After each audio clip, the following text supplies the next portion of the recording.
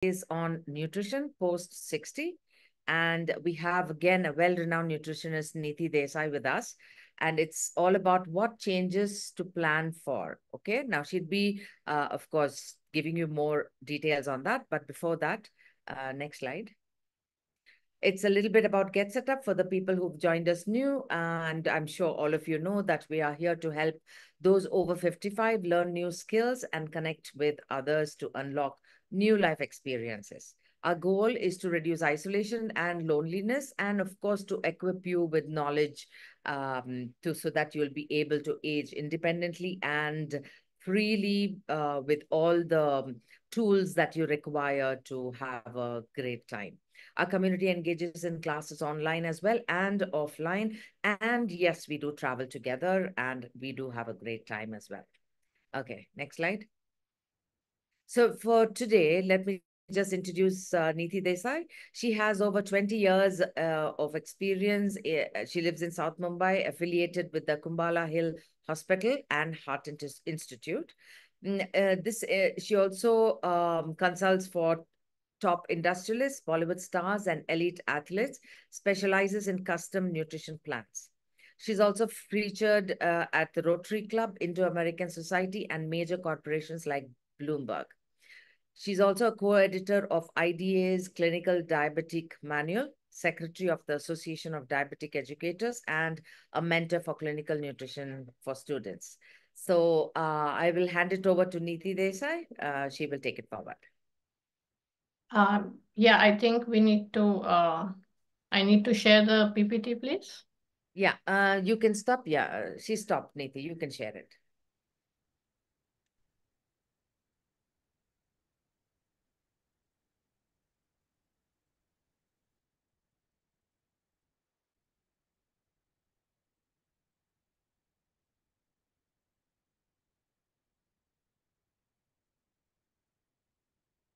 Yes, is it visible?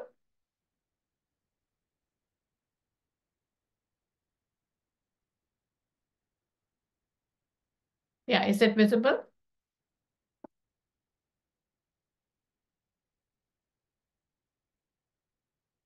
Hello? Yes, ma'am, it's visible. Right. Very good evening to one and all. On the outset, I would like to thank Anita and Get Set Up for having me on this platform. It is an amazing one.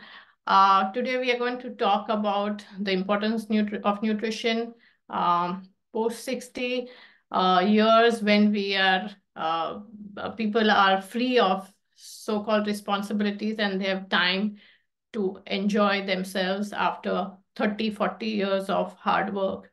So it is very important to be healthy at this age, to live a long life, and to let the latter years be quality years that one can enjoy the fruits of hard work that were put in the first, as I said, 40 years of life. We've always been told that we are what we eat and drink now. And in fact, Hippocrates, the father of modern medicine, told us many hundred years ago that let food be thy medicine. Therefore, I think that's the reason that today you've all made an appointment to take care of yourselves and your loved ones. And that's why we are here for the class. This is because nutrition has its origin for most of the so-called lifestyle diseases. So be it being obese, diabetes, high blood pressure, high cholesterol levels, heart disease, joint pain, be it osteoarthritis or gout, or even for that matter, acidity. So the origins of all these common, now what we call non-communicable diseases or lifestyle diseases lies in nutrition. And therefore, we need to look at it more carefully. Now, we as Indians have 2 or 3 peculiar challenges. We are basically thin fat Indians. We have a lot more fat in our body compared to our other races, such as Western counterparts. At the same time, we have very much lower muscle volumes. So this is a very classic picture where Dr. Yagnik from Pune, an eminent researcher, is sitting next to his Western counterpart. He looks so much more smaller. They actually share the same BMI, which is waist to height ratio, but when you look at the percentage body fat, Dr. Yagnik, who looks much smaller, leaner, has more than double of the fat than Dr. Yudkin, the Western counterpart. So this is one of our big challenges. We start off genetically with lower muscle volumes and a lot more fat. Coupled to this is now our eating habits. So we are a carb-loving nation. Whether we go east or west or north or south, we just love our carbohydrates. All our traditional dishes are very starch-heavy, carb-heavy.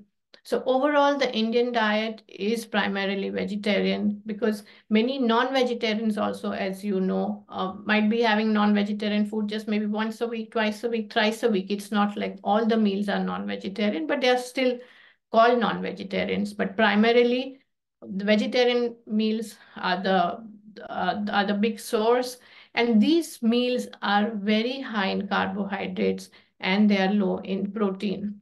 And in fact, a very large scientific study has shown this conclusively that whether east or west, north or south, again, we are just eating a lot of carbohydrates.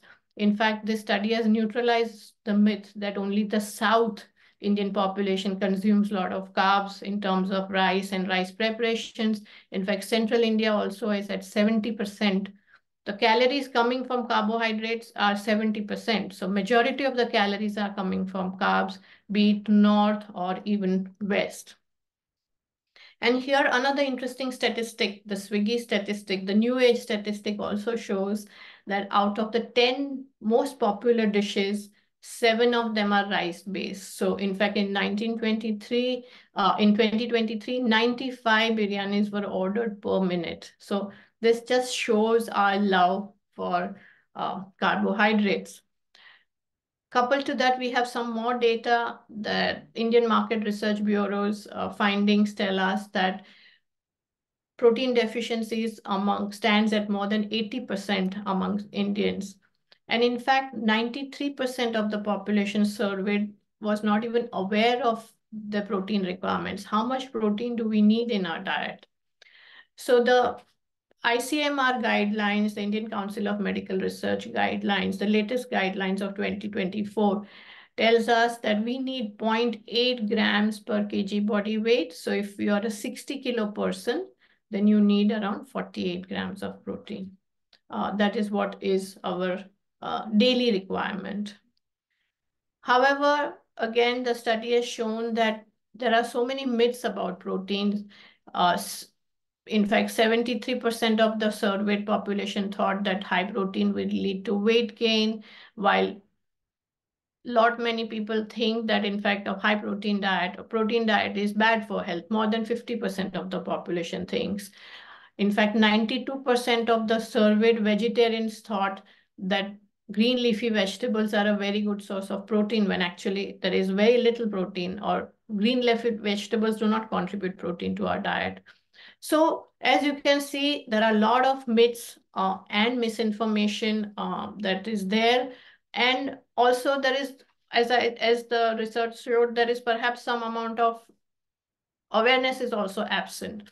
So if you see a typical Indian diet here, a lot of people will identify this. You start your day with upma poha as a light, healthy breakfast, then lunch is roti sabzi, because a lot of office-going population, which perhaps is not relevant to this this audience, does not carry the dal because it's too messy to carry, so it's only roti sabzi.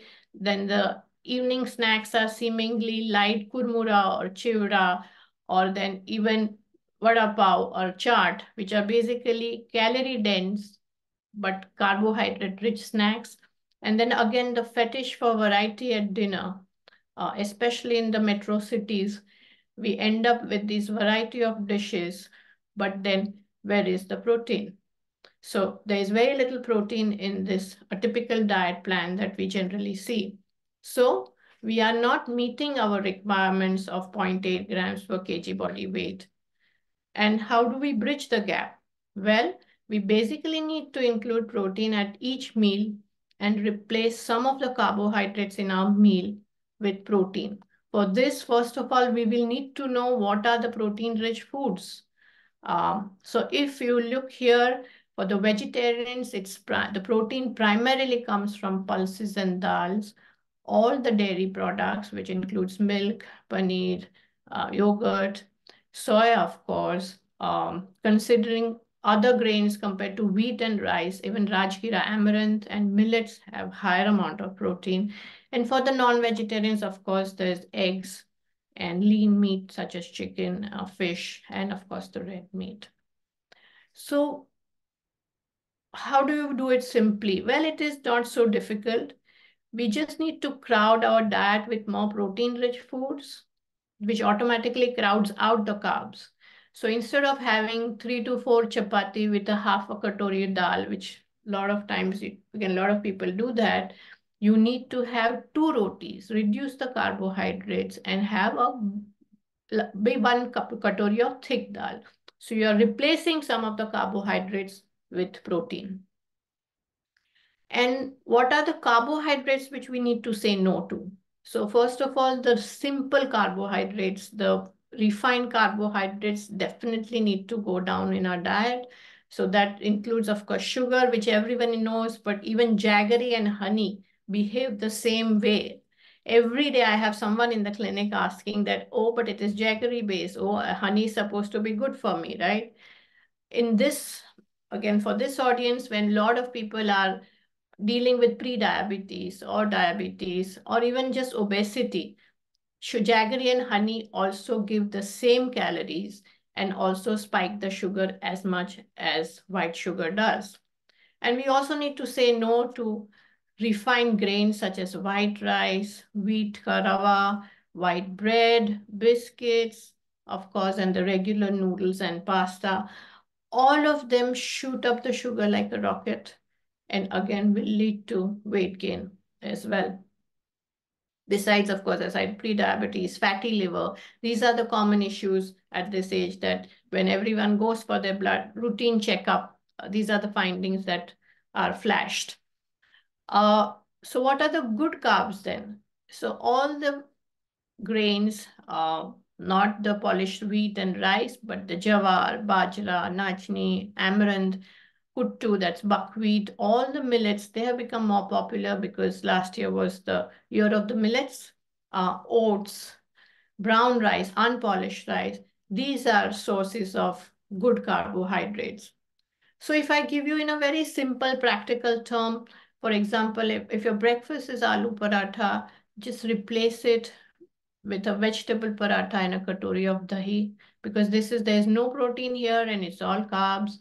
Or you do a stuffed vegetable and paneer paratha. Similarly, instead of just white poha, if you do brown rice poha, add 60 to 70% sprouts in that poha with few peanuts and sprinkle some lime, then again, it's a healthy breakfast option.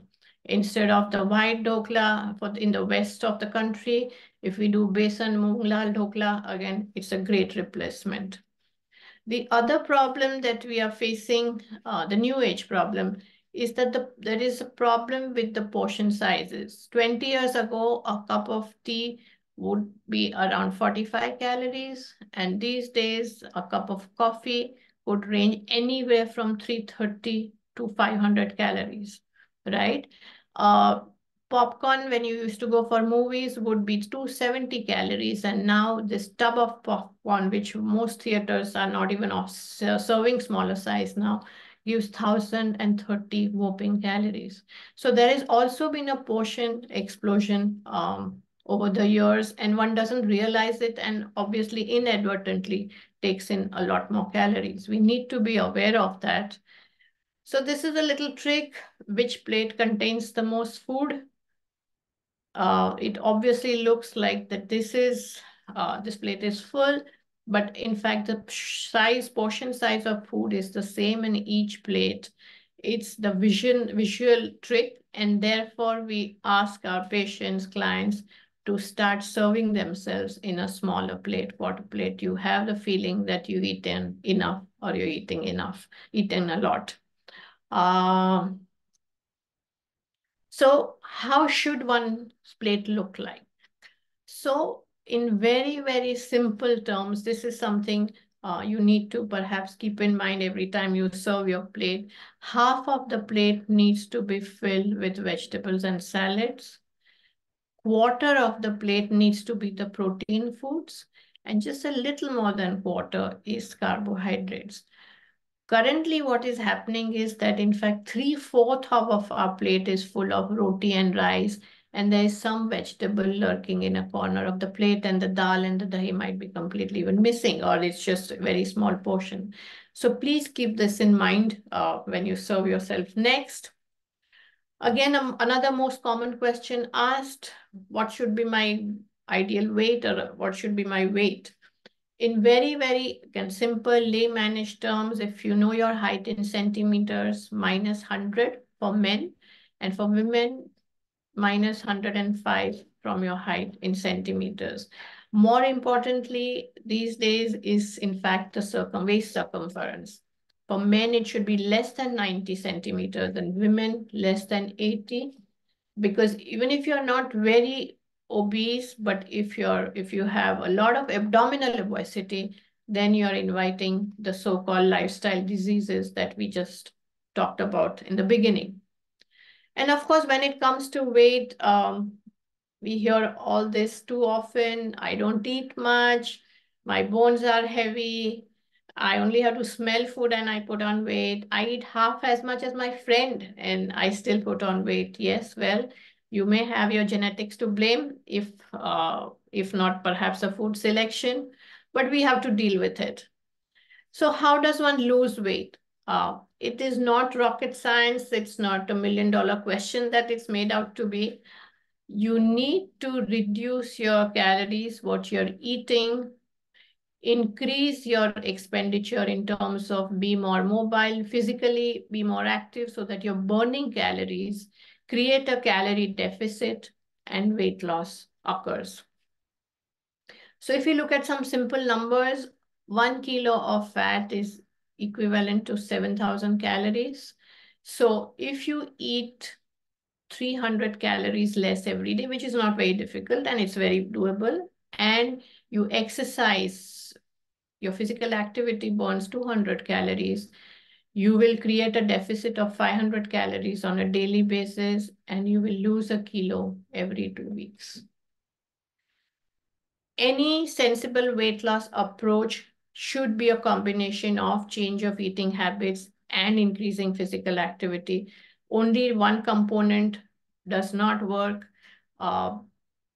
If you just do change the eating habits and do not exercise, besides fat, you will also lose muscle mass, which we don't want to, because as we just saw, anyway, genetically, we have lower muscle volumes.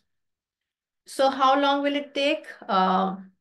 I want to lose 10 kilos in 1 month because I have a wedding to go to. No, a sensible and realistic weight loss goal is 0.5 to 1 kilo a week. The higher the weight, the faster it moves. Also, men lose much faster than women. One more realities of life.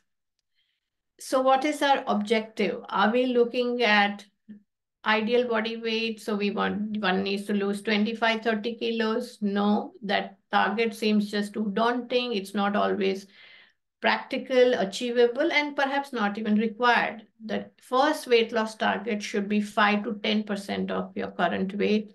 So if you're 70 kilos, we want you to lose 7 kilos, right? And maximum health benefits are achieved with this initial weight loss. Besides these number crunching, of course, satiety is a very important factor for sustained weight loss. In fact, I think it's the factor. I cannot expect my patients or clients to ask them to eat less, remain hungry, and lose weight. That doesn't happen. People will do it for 3, 4, 5 days, and then they fall off the wagon. So foods that make you feel full for a longer period are the key to weight loss. And these are the foods that we just discussed, foods which are rich in protein, which give you a feeling of fullness for a longer period of time, and complex carbohydrates like all the millets and the unpolished grains.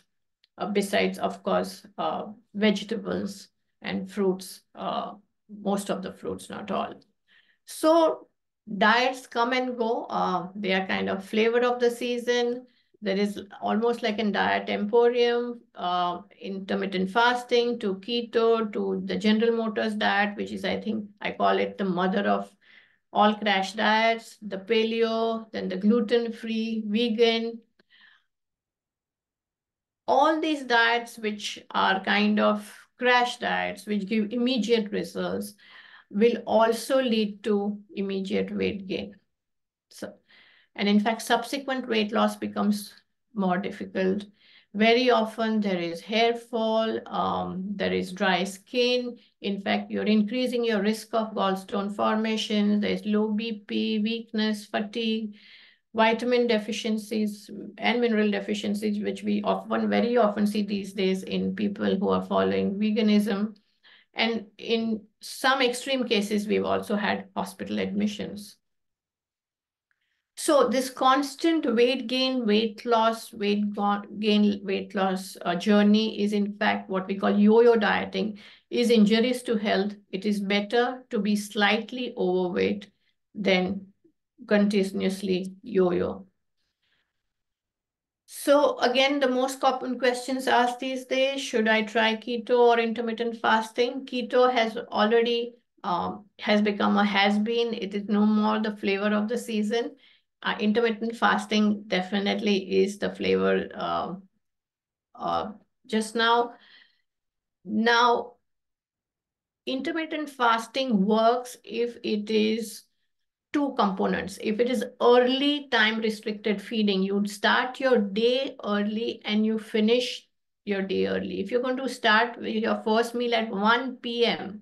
in the afternoon and go up to 10 p.m., it does not work. You need to start at 8 a.m., 9 a.m. and finish early. So what we can presently concur from scientific evidence is that, of course, having an early dinner helps.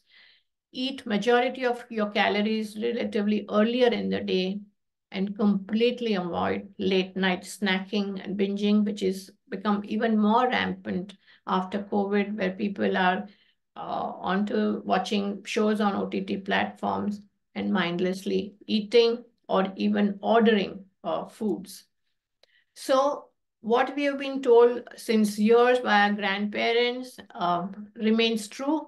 Eat breakfast like a king, lunch like a pop prince, and dinner like a pauper. Some more dangerous weight loss strategies which you need to be wary about and not fall for it. Ayurvedic powders and tablets, just because something is natural or herbal does not necessarily mean it's safe. Self-styled gurus, which are just all over the place on Insta, on all social media handles, because somebody has lost 4.5 kilos. She or he thinks he knows it all and is giving out gyan. Be very, very careful. Programs which say that no exercise is required or programs which guarantee weight loss, again, they have to be seen with caution. Vibrators, heat bells, which are supposed to melt away fat, spot reduction machines. Again, these are all gimmicks. Massage. A lot of people come and ask me that, I work out in the gym and then I go for a massage. So that will help, right? I said, of course it helps. It helps the person, the masseur. It helps the masseur because she or he is burning the calories. You are not. So there is no, unfortunately, shortcut to weight loss. So a lot of people think it's impossible to lose weight, but it is tough, but it is not impossible at all. In fact, there is some very solid data coming from the National Weight Control Registry, which is maintained in the US, which is tracking over 10,000 Americans who have lost more than 30 kilos and, more importantly, kept it off for more than 5 years. So this is solid data. So what did they do differently? Of course, they changed their dietary habits and started exercising more. But the other commonalities which include are they started having breakfast every day. So skipping of breakfast does not work in the long term. Weight maintenance, weighing themselves at least once a week and watching fewer than 10 hours of TV. Nowadays, it's not only TV, any screen for that matter. So make sure to weigh yourself on a regular basis so the weight just doesn't run away and you know what is happening. Spending less of screen time. We all know that sitting is the new smoking. And in fact, WHO recommends screen-free time, digital detox of 2 hours every day. Also, how we eat also matters. We need to eat with awareness because if no one sees you eat it, perhaps there are no calories. So coming to middle-aged spread, which I think a lot of people in the audience would be interested and are battling, often fat is deposited on the abdomen and the trunk, causing what we call the middle-aged spread. And in fact, this abdominal obesity has serious health implications. That is the beginning of all the list of conditions that I mentioned here, beginning with diabetes or insulin resistance, pre-diabetes, dyslipidemia, blood pressure, heart disease, arthritis, even cancer. Obesity has a relation to some of the cancers. There has been an association which has been found, and even mood disorders. In women, post-menopause, there is a sudden drop in metabolic rate.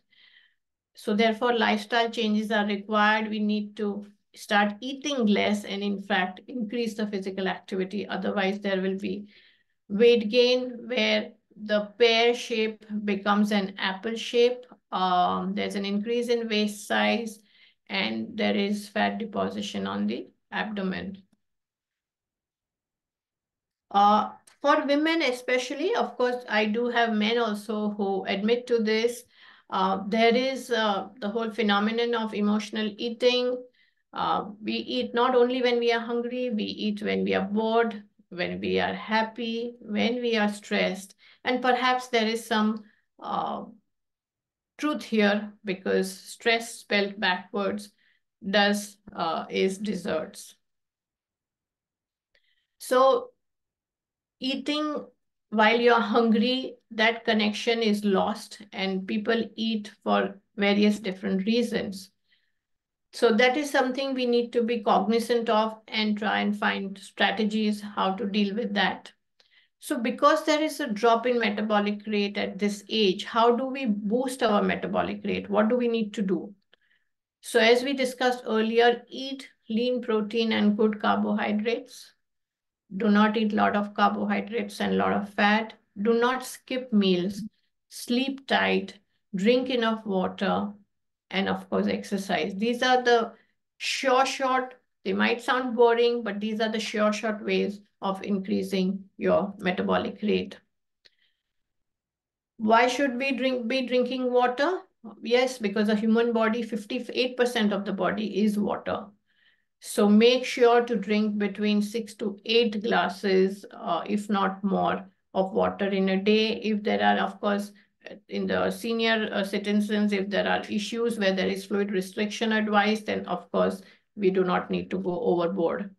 Drinking water increases metabolic rate, it fills you up, it curbs your appetite, and also, of course, flushes out toxins. Sleep, extremely important, and more we are seeing people who have some or the other sleep disturbances. So chronic sleep loss can lead to alteration in hormones that makes one eat more and one will pile on more kilos. Beyond these benefits also, it has been found to be a strong force against inflammation, and lack of sleep can in fact actually lead to acceleration of aging and increased risk of diabetes besides Alzheimer's and other neurological conditions. Especially in this age group, it is best to skip the late night shows and screen time to ensure a good anywhere from 6 to 8 hours of sleep. Physical activity, we all know, is extremely important because it has benefits across physiological, social, psychological areas. There is no secret there. What is more to be emphasized is that it needs to be a combination of cardio exercise and strength training. So a walk and doing light weights is what we would want, or playing a sport and doing light weights once or twice a week is what we would want. This is because this will just give you an idea. The numbers unfortunately count. So if you want to have a plate of samosa, you will have to walk for at least an hour at 5.5 kilometers to burn those calories. If you want to indulge in a pani puri plate, then you'll have to play badminton for 80 minutes to burn off those calories. So as you can see, it is very easy to take in the calories, but it takes a lot of effort to burn those calories out. So there is a mismatch there. So what you put in, one needs to be more mindful, because at certain age, how much you can burn, there are limitations. A very rigorous sport may not be possible. Walking at a very high speed may not be possible. So what you take in, the calorie intake has to be minded. The problem with exercise, everyone knows one has to exercise. The problem is the consistency. How does one remain consistent? And I think the most important thing is to select an activity that you enjoy, because then only you're going to be more consistent and motivated to continue. If the movement provides discomfort, is extremely hard to begin with, or one will stop sooner or later. So find something that really enjoy, because you're more likely to stick to it. Some of the common questions and controversies that are always asked to us in the clinic. So which sweetener to use? Are they safe? They can be used in moderation, but excessive use of sweetener has its side effects. It affects your bacteria in your gut, the good bacteria, and in fact, the craving can go up further. Beverages, eat your fruits, don't drink them. And of course, you know, the aerated drinks, for example, a can of aerated drink can have 10 teaspoons of sugar. So need to be aware of that. The calories can be taken in very easily through beverages. Does alcohol have calories? Just in case somebody had doubts, yes, lots of calories, 7 calories per gram, just a little less than what fat provides. These are some of the number crunching here.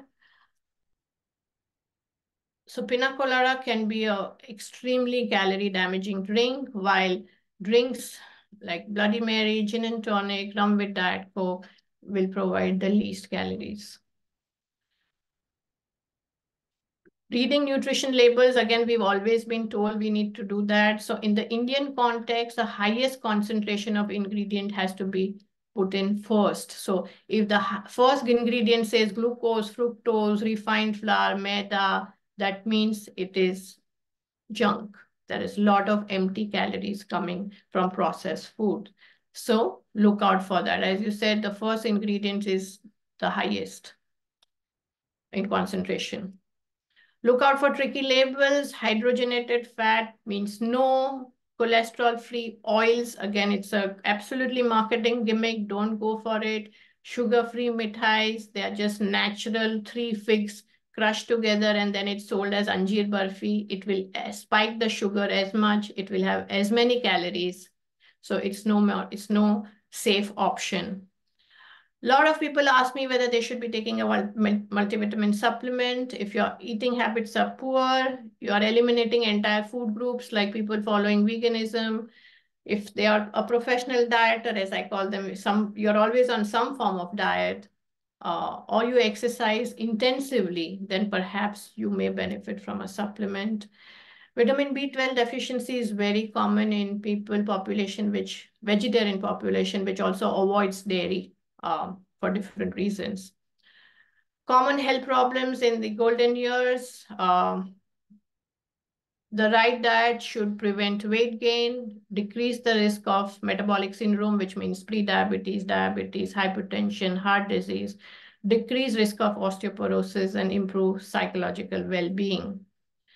We all know that osteoporosis is a big thing in this age group. And in fact, the requirements for calcium go up even further after the age of 50. And 9 out of 10 women are getting just half of the requirement. Post-menopause, the bone loss is even faster. So we need to be Looking at our calcium intake, these are some of the calcium-rich foods. Dairy, of course, provides the most calcium and the most bioavailable calcium. And then there is the till seeds and the green leafy vegetables. For the non-vegetarians, it's some types of fish. Calcium intake is a concern in, as I said, people who restrict dairy and also those who take a lot of soft drinks and caffeine-containing drinks because this leaches out calcium from your bones. Vitamin D, very important for your bone health. It's a sunshine vitamin. Unfortunately, the sun doesn't work in most of the places in our country, especially in the metros, and therefore supplementation is required. For the non-vegetarians, it's fatty fish and cod liver oil capsules. For the vegetarians, it's only a couple of types of mushrooms which provide, but very often the supplementation becomes important. And in fact, the requirements for vitamin D are even higher about the age of 70. For osteoporosis, weight-bearing exercise, as I said, strength training exercise, extremely important. For blood pressure, the do's and don'ts: stop smoking, lose weight, exercise, increase your intake of fruits and vegetables, reduce your salt intake. And this would be the lifestyle changes that would help. For diabetes, lose weight. It will be amazed what benefits it has just by weight loss. Healthy diet, exercise, reduce the carbs, and increase the protein that we discussed in detail. For diabetes, there are these traditional foods which there is evidence that they do work. So methi, karela, black jamun, yes, they do work. Heart healthy diet, post-menopause, the risk of heart disease is the same as in men and women. So it is as important for them. So to reduce your risk of heart disease, to reduce your cholesterol levels, reduce your intake of fat, fried foods, namkeen, all the sweets, and of course the bakery products. Overall, we are looking at a low-fat diet and not a no-fat diet, okay? Plant fat is less harmful than animal fat. So the fat coming from nuts and seeds is much better than that coming from dairy and non-vegetarian food. I would like to bring your attention here. Nuts are good for you, but they have 53% fat. So it will have to be had in portion, in numbers. You cannot sit with a jar full and keep on munching on nuts. You can end up with lots of calories and a huge fat intake. Which is the best cooking oil to use? Most common question asked. Use a combination. Any of this combination work, or use blended oils, or every time you buy an oil, buy a different oil, or use certain oils for some dishes and another oil for other dishes. Is olive oil the answer?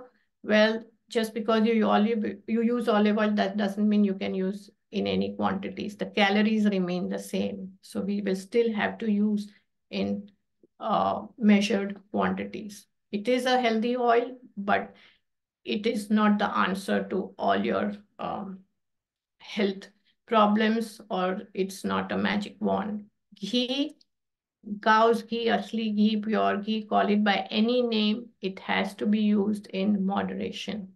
Do not use ghee as the sole cooking medium. Coconut should be used in moderation. Between butter and margarine, we would prefer butter. Both need to be used in small quantities, but butter would be preferable. Omega-3 is the type of fat which we need to step up our intake. So for the non-vegetarians, it's these fish, which are very rich in omega-3. For the vegetarians, it's primarily the flax seeds, walnuts, bajra, and if not, krill oil supplement, the sea algae supplement is a good option. Those who are refusing or don't want to take a fish oil supplement. For the heart health and to bring down the cholesterol levels, you need to increase your intake of soluble fiber, which means oats, jaw, barley, all the pulses, fruits with skin, salads, soy. Garlic and onion are extremely heart friendly.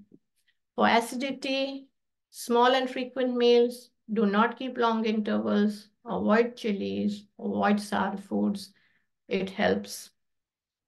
Mood foods for our psychological health, some simple tips. Have breakfast, include omega-3 rich foods, avoid simple carbs, dark chocolate, berries, they work very well. And even nuts such as Brazil nuts, sunflower seeds, foods which are rich in selenium help.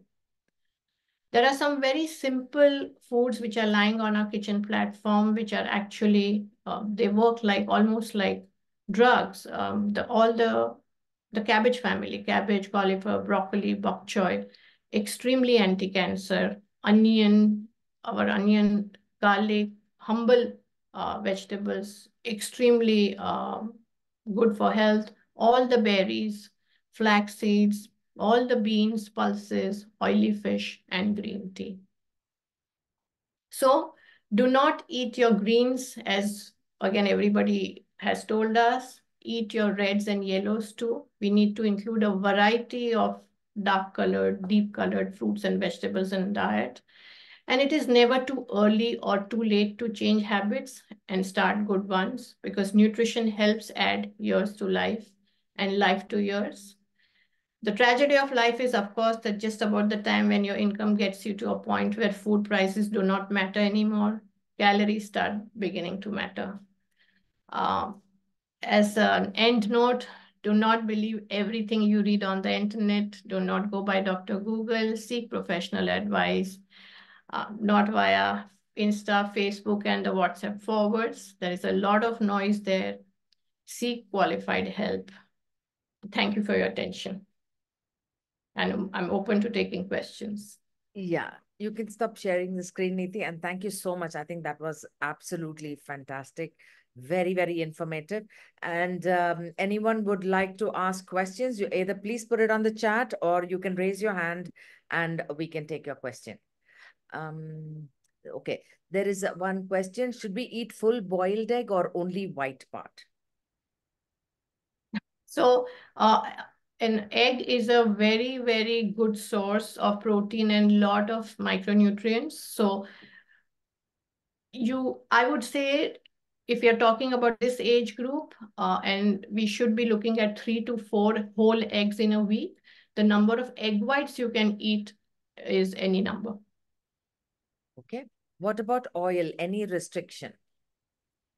So as a ballpark figure, we look at half a kilo of oil per person per month. Okay. So if it's a family of 4, then we're looking at 2 liters a month. Is it better to graze or eat 3 meals a day? So this is one of the most common questions asked. By grazing, if you mean that you're going to keep on picking everything every time you go to the kitchen, every 1 hour, 1.5 hour, 2 hours, picking nuts, picking biscuits, definitely not. The grazing doesn't work. Whether you're going to have only 2 square meals or you want to have 3 meals and 1 or 2 snacks between meals, we decide individually. Both have its pluses and minuses, but generally we have seen that when it's small and frequent meals, it works better. When there are only 2 meals, people tend to overeat, because one, they are more hungry. Very often they eat in anticipation because they know the other meal is coming only after 8 hours. Okay. Do proteins increase uric acid? So again, this is the most common question asked. As I explained to you, most of the Indians, we do not reach excessive protein intake. It doesn't happen because we are not even meeting our basic requirements. So what affects uric acid more is the fructose. The scientific evidence shows that if you are eating a lot of processed foods, which has high fructose corn syrup, or even if you're eating 5, 6 fruits every day because you're told, that fruits are good for you. You think fruits can, you start your day with fruits, you have after lunch, you have even after dinner. That affects uric acid more than the protein. So do not cut down your protein intake if your uric acid is high. Okay. Can we eat Organ meats, red meat and organ meats affect uric acid. But the vegetarian protein options do not affect uric acid, and even eggs don't affect uric acid. Yeah. Can we eat 2 boiled eggs every day? No, so as I said, 14 whole eggs a week, unless you're looking at weight gain, and if you're looking at a younger age group, perhaps maybe that also I would decide individually. But in this age group, unless you're out of an illness and you're supposed to increase your calories, you lost a lot of weight, it's a different issue. But on a generalized basis, no, I wouldn't say 14 eggs a week. You can have as many egg whites, but try doing 3 to 4 yolks a week. Is filtered oil better than refined oil? So if you want to use cold pressed oil or filtered oil, make sure that you are buying from a source where it's not lying on that supermarket shelf for 3 months, and then you don't buy in large quantities where now it's going to lie in your kitchen for 3 months. Cold pressed and filtered oils need to be bought in smaller quantities and used up in a short time. Don't store these oils, while processed oils can be stored. Can we consume fruits for breakfast instead of cooked breakfast to lose weight? Nope. As I said, the breakfast has to be a combination of carbohydrates and protein. So there is a whole theory there. There are people out there who say you should have fruits in the first part of the day. Your day should only start with fruits. Unfortunately, there's no scientific evidence there. Okay. Salads, are salads good for seniors? Can they digest it? Yes, most of the times I don't think it's a problem. I think bigger issue is the hygiene. So they need to be washed and prepared well, especially in this season. And if you think they don't work for you, maybe you can just stir fry the vegetables. High temperature, very short period of cooking. Do carbohydrates increase inflammation? Very much so, especially the refined carbohydrates. Okay. I am hypertensic and have low sodium. What can I do? I'm using more sodium now. I'm also a heart patient. No, he said he's hypertensive. Hypertensic, yeah, and low And sodium. And also she has low sodium, and she's using more sodium now, but she's also a heart patient. yeah, no, generally the sodium content has to be limited, moderated. So if your sodium is low, that is because of the drugs. Some of the drugs reduce the sodium content. So check it with the doctor. Also, if you're drinking too much water, then also your sodium may be low. So as I explained to you, excessive water intake in this age group is not the best idea. Please check with your doctor before you go on for 3 to 4 liters because you've been told that water is good for you. Is it helpful to eat fruit diet for 3 days to detox? No, we have a lovely organ called liver in our body, which does the job of detoxing all the time. As I explained to you, if you just eat fruits, you are spiking your sugar like a rocket all the time. And in fact, that is going to be more inflammatory rather than detoxifying. Let the liver do its job. It does a good job. What about sprouts? Very good. As I said, they are pulses. They are a good source of protein for vegetarians especially, but they need to be cooked. Don't have them raw. Can we have seeds, sprouts, and raisins in salad with extra virgin olive oil? Sure. Okay. What kind of diet should be consumed for non-alcoholic fatty liver? Yeah, so that is as I just mentioned about fatty liver. Whatever I told you about diabetes, the same rules apply for fatty liver. Cut down the carbs, lose weight, increase your protein intake. There are certain grades of fatty liver which can be reversible till certain grades. So yes, weight loss is the primary goal. Okay. Any food to decrease body pain? Yes, there are a lot of anti-inflammatory foods. Turmeric tops the list. Okay. Some tips for flushing out and cleansing the system early morning. Basically, if you're saying that you're constipated or if your motions are not clear, drink lots of water, hot, warm water, have methi seeds, increase the fiber intake in your diet. So like something like a spinach soup, even prunes help magically to clean the system. So if you don't have issue about sugars, diabetes, if your weight is not an issue, having 2 to 3 prunes a day will do work magic. Or as I said, include salads every day, fruit with the skin every day, green leafy vegetables in the season. It would help. And move, exercise. How do you meet 1,200 mgs per day of calcium? It is not easy. So if you are, I think you will have to have dairy, which will be at least 2 to 3 servings of dairy. So between milk, dahi, paneer, or 2 to 2.5 glasses of milk. If that doesn't happen, then of course we'll have to sit and figure out, because we'll have to include the nachni seed, the nachni rotis, and the green leafy vegetable and pulses. But dairy would be the one of the richest source of calcium in your diet. The But bigger nowadays, challenge is if you're avoiding dairy.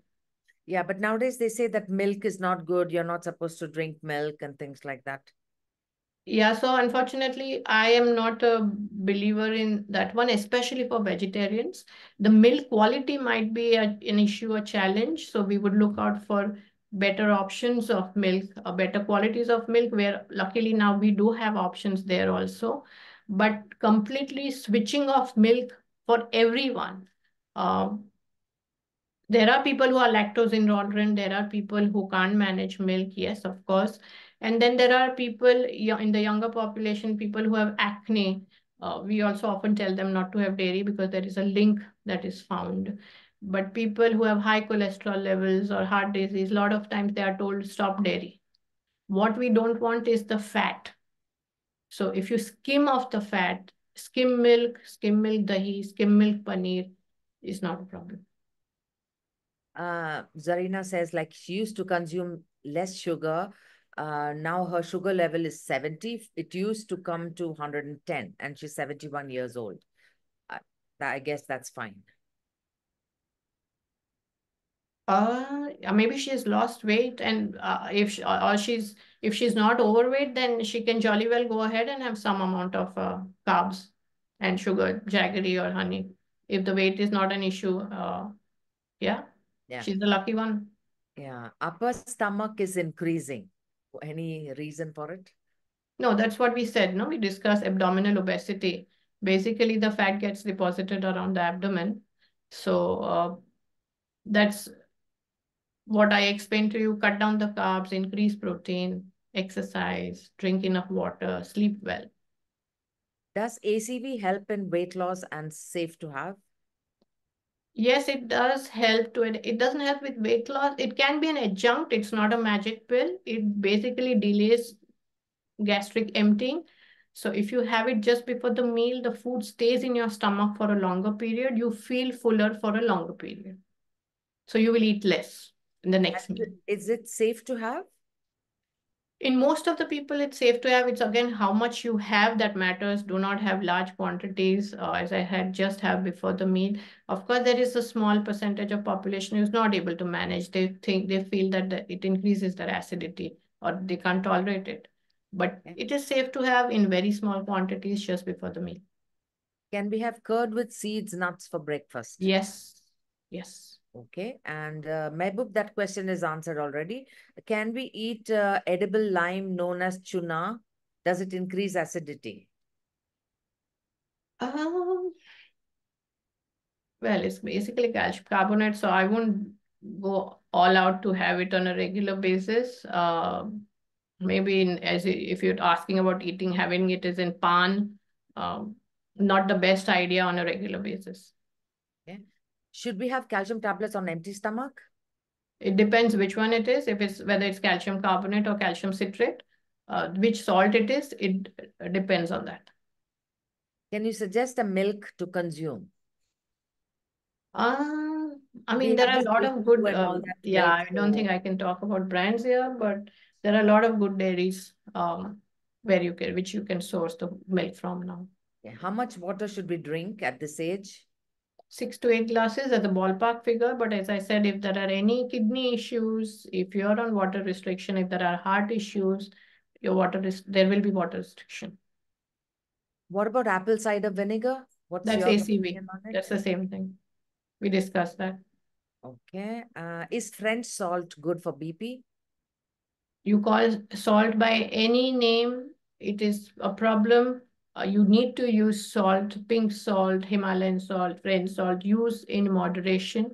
Of course, in patients with kidney problems or blood pressure problems, we do have salt alternatives where low sodium salt alternatives. We do suggest them in some patients. Great. I think we've taken all the questions and we're right on time. Thank you so very much, Niti. I think the session was absolutely fabulous. It's so useful to all of us, and especially the way you put it, very simple and easily understood by all. And yes, thank you very much once again for taking the time out for this session. My Thank pleasure, you. always. Everyone Thank you who for having joined me. us here. Thank you so much. Bye-bye. Bye-bye.